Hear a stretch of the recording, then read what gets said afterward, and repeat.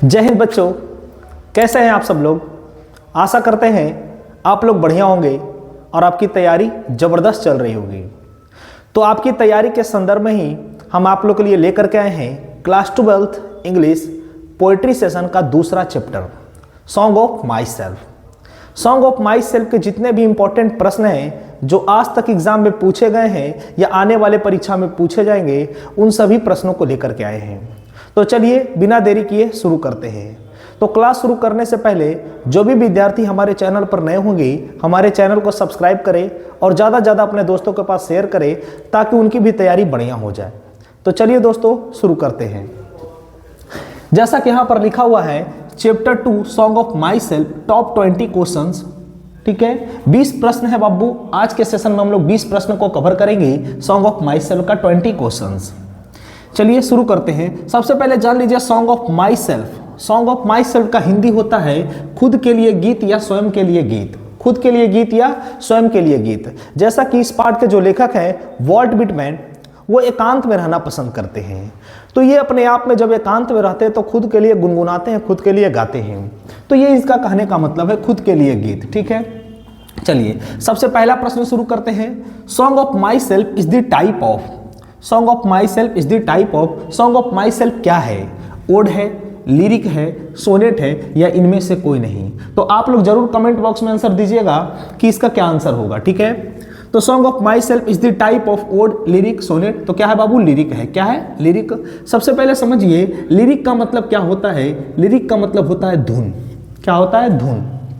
ठीक है, धुन बोल सकते हैं, म्यूजिक बोल सकते हैं, आप अपने शब्दों में समझ सकते हैं। तो song of myself is the type of क्या बोलेंगे? लिरिक है। क्या है? लिरिक है। पहला प्रश्न का आंसर हो गया बी नंबर। दूसरा क्वेश्चन कहता है how many total lines are there in this poem song of myself. Song of myself part में टोटल कितनी लाइन है? 14 लाइन है, 15 लाइन है, 13 लाइन है या 12 लाइन है? तो सॉन्ग ऑफ माई सेल्फ में 13 लाइन है। कितनी लाइन है बाबू? 13 लाइन है। 13 लाइन्स का ये आपका पोयम है जो आपको बढ़िया तरीके से याद रखना है। 14 लाइन जिस पोयम में होता है उसको हम लोग सोनेट कहते हैं।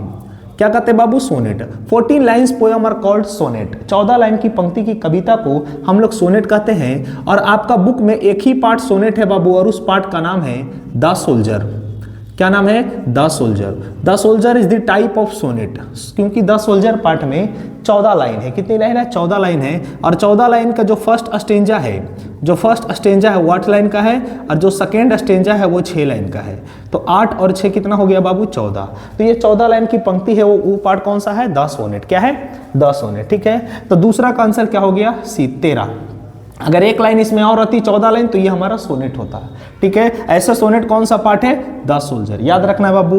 तीसरा नंबर प्रश्न कहता है who is the speaker in the poem song of myself. Song of my self का स्पीकर कौन है? वक्ता कौन है? बोलने वाला कौन है? क्या एक बॉय है?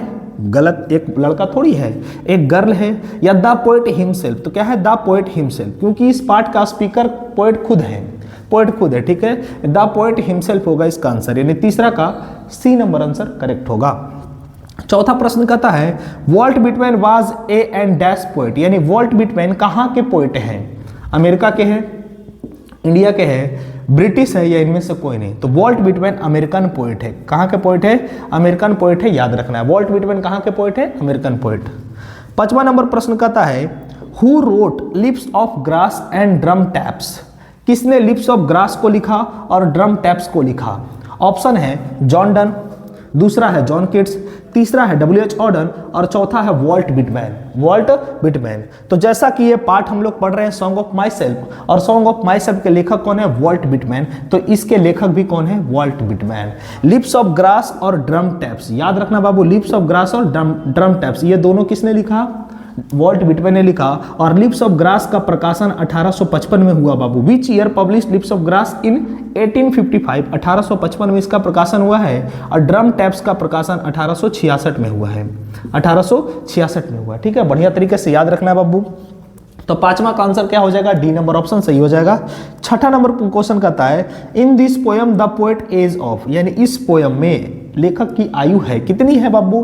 36 साल है, 33 साल है, 37 साल है या 42 साल है? तो 37 ईयर्स ओल्ड है। 37 साल के हैं इस पाठ में। लेखक की आयु कितनी है? 37 साल है। ठीक है, तो हमने 6 क्वेश्चन तक देख लिया। चलते हैं अगले प्रश्न पर कि 7वां नंबर प्रश्न क्या कहता है। तो चलिए दोस्तों हम लोग चलते हैं अगला प्रश्न। 7वां नंबर प्रश्न क्या कहता है? 7वां नंबर प्रश्न कहता है who wrote every atom belongings to me as good belongs to you. Who wrote, किसने लिखा, every atom belongings to me as good belongs to you. जो भी कण, जो भी अणु हमसे संबंधित है वही कण और वही अणु तुमसे भी संबंधित है। ये किसने लिखा या किसने कहा? जॉन डन ने, जॉन किट्स ने, जॉन मिल्टन ने या वॉल्ट विटमैन ने? किसने कहा? Walt Whitman. Walt Whitman ji क्या कहते हैं कि who wrote every atom belongings to me as good belongs to you. जो भी कण हमसे संबंधित है वही कण तुमसे भी संबंधित है। ठीक है, मतलब जो कण मिल करके हमारा शरीर बना है वही कण मिल करके तुम्हारा भी शरीर बना होगा, क्योंकि शरीर का निर्माण पंचतंत्र से होता है। ठीक है, 8वां नंबर प्रश्न कहता है hoping two keys not till death. Hoping two keys not till death, मृत्यु तक, आशा है कि मृत्यु तक, आशा है कि मृत्यु तक। इज टेकन फ्रॉम, ये लाइन कहां से लिया गया? कहीं भी अगर टेकन फ्रॉम लिखा रहेगा इसका मतलब है किस पार्ट से लिया गया है। रिटन रहेगा तो किसने लिखा है इस लाइन को, वो याद रखना है। ठीक है, तो टेकन फ्रॉम का मतलब लिया गया। किससे लिया गया? Song of my self, sweetest love, इनमें से कोई नहीं, एनईपी था। तो सॉन्ग ऑफ माई सेल्फ किससे लिखा गया, कहां से लिया गया बाबू? सॉन्ग ऑफ माई सेल्फ से लिया गया, याद रखना है। होपिंग टू किस नॉट टिल डेथ, इसका ये लाइन कहां से लिया गया, किस पार्ट से? तो सॉन्ग ऑफ माई सेल्फ से।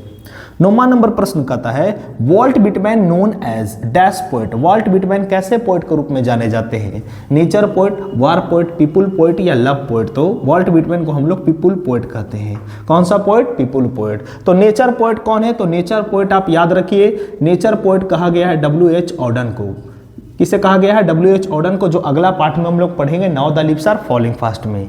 वार पोएट कहा गया है बाबू रूपर्ट ब्रोक को। वार पोएट किसे कहा गया? Rupert Brooke, the soldier part के जो लेखक है। रूपर्ट ब्रोक कैसे पोएट है? War poet. People poet Walt Whitman को, और लव पोएट कहा गया है जॉन डन को।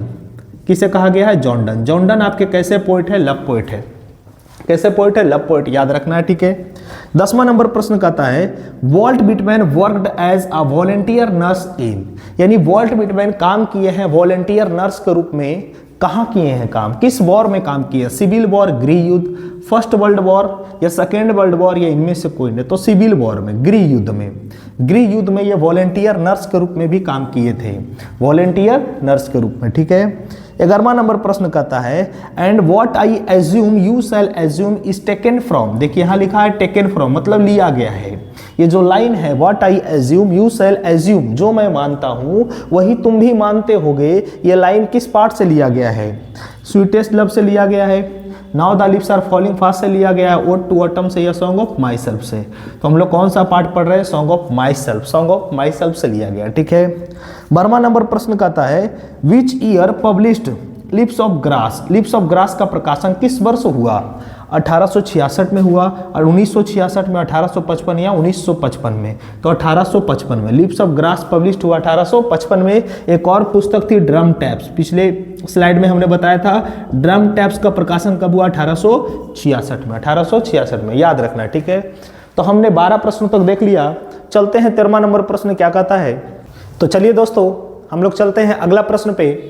13वां नंबर प्रश्न क्या कहता है Walt Whitman was not associated with which profession. मतलब वॉल्ट विटमैन किस प्रोफेशन से नहीं जुड़े हुए थे? किस प्रोफेशन से नहीं जुड़े हुए थे? पोएट थे, एडिटर थे, कारपेंटर थे या डॉक्टर थे? कौन सा प्रोफेशन नहीं था? ये पोएट भी थे बाबू, एडिटर भी थे, कारपेंटर भी थे, टीचर भी थे। ठीक है ना, टीचर भी थे, याद रखिएगा ये सब चीज ये थे, लेकिन डॉक्टर नहीं थे। तो इसका ऑप्शन कौन सा हो जाएगा? डी नंबर ऑप्शन सही हो जाएगा। 14 नंबर प्रश्न कहता है how many years old Walt Whitman to work as a carpenter. जब ये कारपेंटर का काम करते थे तो उस समय इनकी आयु कितनी थी बाबू? 12 साल। कितनी थी?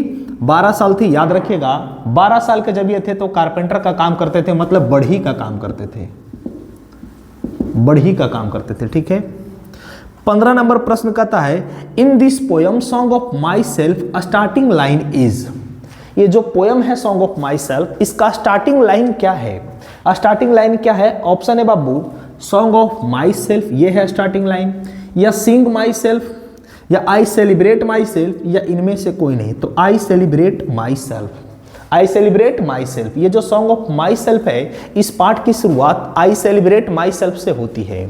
आई celebrate my self and Singh my self, ये पूरा लाइन है, ठीक है।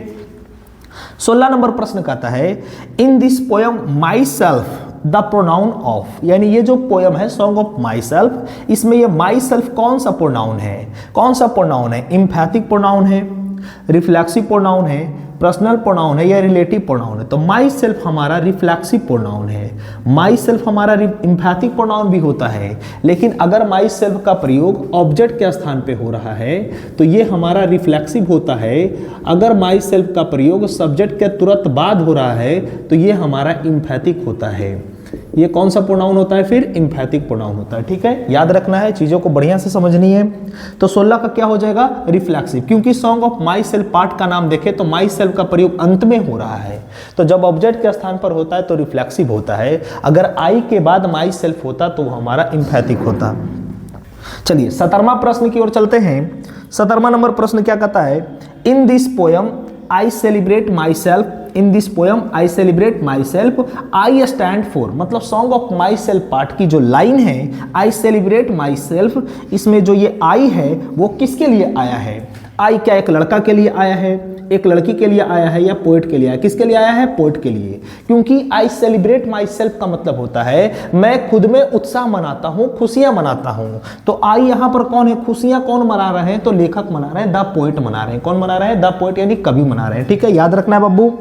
18वां नंबर प्रश्न कहता है आई हार्बर फॉर गुड और bad, I permit to speak every hazard, मैं विश्वास रखता हूं अच्छाई और बुराई दोनों में, और I permit to speak every hazard का मतलब होता है कि मुझे आज़ादी है कि हम कहीं भी किसी भी टॉपिक के बारे में बोल सकता हूं, अच्छाई के बारे में भी, बुराई के बारे में भी। इज टेकन फ्रॉम, ये कहां से लिया गया? ये जो लाइन है ना, ये लाइन कहां से लिया गया है? Sweetest love, snake, song of my self या एनी था? तो song of myself, song of my self से लिया गया, ठीक है, कोई दिक्कत? चलिए अब चलते हैं 19वां नंबर प्रश्न। 19वां नंबर प्रश्न क्या कहता है? In this poem song of my self the poet invite, यानी ये poem song of my self में पोएट किसे इनवाइट करते हैं? किसे इनवाइट करते हैं पोएट? एक लड़का को, माँ को, सोल को या एयर को? तो किसे? सोल को, मतलब आत्मा को। आत्मा को बुलाते हैं बाबू, ठीक है, क्योंकि लेखक एकांत में रहना पसंद करते हैं, और एकांत में रहते तब बोलते हैं कि I loaf and invite my soul, मैं इधर उधर घूमता हूँ, भटकता हूँ और अपनी आत्मा को बुलाता हूँ। तो किसे बुलाते हैं? अपनी आत्मा को बुलाते हैं, याद रखना है। लास्ट प्रश्न 20वां नंबर प्रश्न क्या कहता है?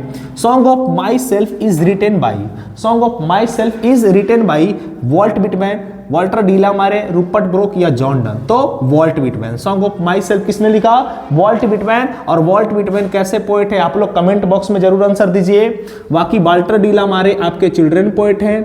कैसे पोएट है? चिल्ड्रन पोएट, याद रखिएगा, ये बहुत बार परीक्षा में पूछा जाता है। Who known as children poet क्या बोलेंगे? Walter de la Mare. John Donne कैसे पोएट है? Love poet. जॉन डन कैसे पोएट है? लव पोएट है, याद रखना बाबू। और रूपर्ट ब्रोक कैसे पोएट है? War poet. कैसे पोएट है? वार पोएट है। ये सब चीज आपको याद रखना है, ठीक है। हमने 20 के 20 प्रश्न देख लिया जो कि परीक्षा में बार बार पूछे गए हैं या आने वाले बोर्ड परीक्षा में पूछे जाएंगे, उन सभी प्रश्नों को देख लिया, ठीक है। यदि वीडियो पसंद आता है तो वीडियो को लाइक करिए और चैनल को सब्सक्राइब कर लीजिए जो भी विद्यार्थी नए जुड़े हैं, और ज़्यादा से ज़्यादा अपने दोस्तों के पास शेयर करिए, ठीक है।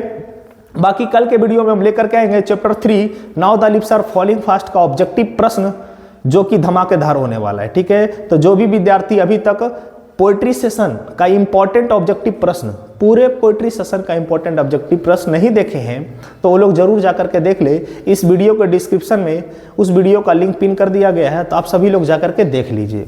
आज के लिए इतना ही, बाकी मिलते हैं कल, तब तक के लिए जय हिंद।